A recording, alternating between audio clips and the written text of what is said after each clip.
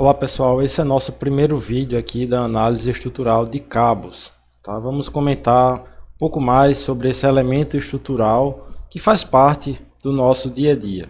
Tá? Na disciplina de Teoria das Estruturas 1, já fizemos a análise de estruturas reticuladas isostáticas, fazendo o estudo principalmente das vigas, pórticos e treliças. Agora vamos aprender mais um comportamento estrutural dos elementos chamados de cabos. São elementos também lineares, no qual o comprimento é muito maior do que a seção transversal.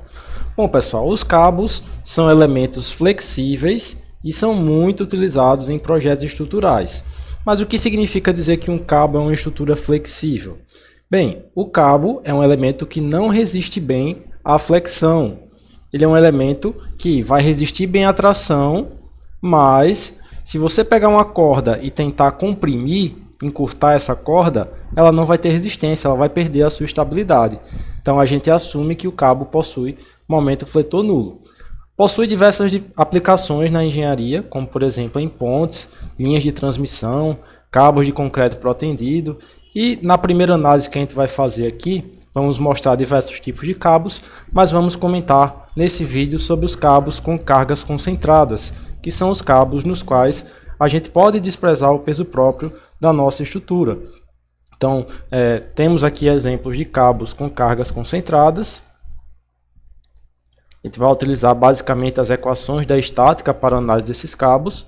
Temos os cabos com carregamento distribuído, similar às vigas, e temos os cabos submetidos a seu peso próprio. A diferença vai ser na projeção aqui do nosso carregamento, tá? Aqui ele vai ser na projeção horizontal e aqui ao longo do comprimento do arco.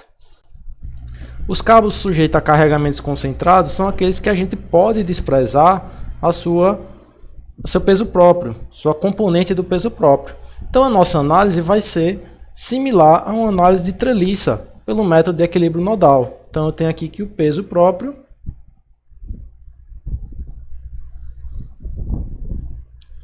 é desprezado. Como a gente vai analisar esse cabo? Basicamente, vamos utilizar as equações conhecidas da estática: somatório de forças horizontais igual a zero, somatório de forças verticais igual a zero e somatório de momentos igual a zero.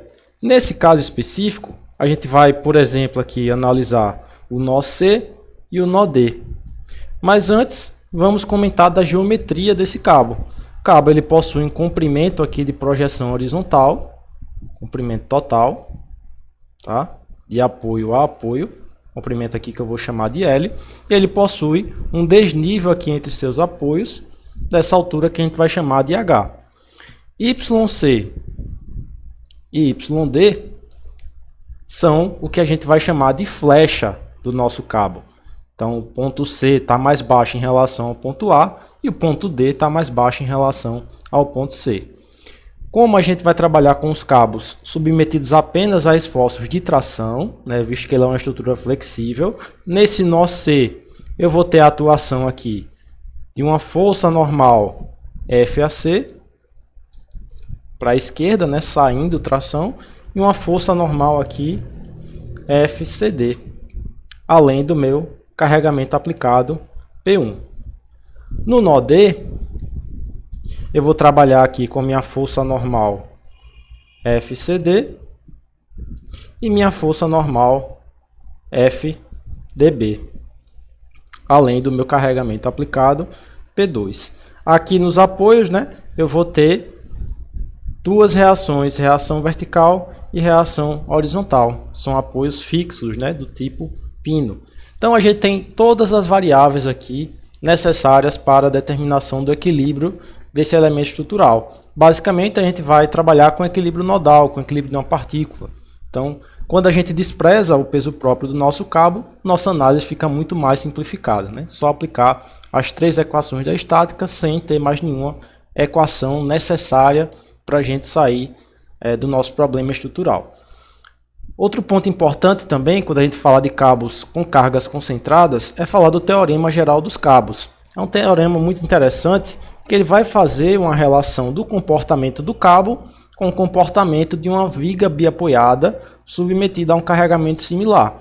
Então ele diz o seguinte: em qualquer ponto de um cabo que suporta cargas verticais concentradas, o produto da flecha do cabo e a componente horizontal H da tensão de tração, nesse caso a tração no nosso cabo, né, é igual ao momento fletor no mesmo ponto em uma viga com apoio simples, uma viga biapoiada, né, comum uma viga isostática, que suporta as mesmas cargas na mesma posição que o cabo.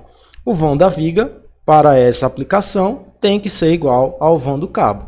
Então a gente tem uma força inclinada, né, em cada ponto, força de tração inclinada, que vai resultar em uma componente horizontal e uma componente vertical.